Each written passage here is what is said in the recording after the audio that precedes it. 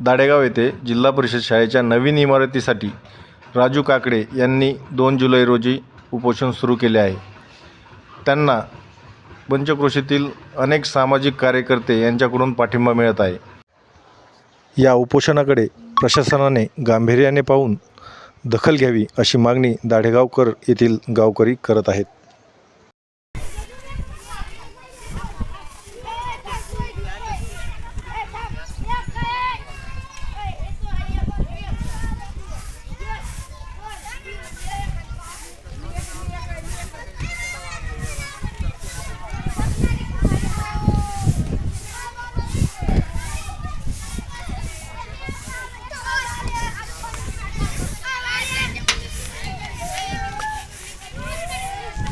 तुम्ही इकडे आले असते तर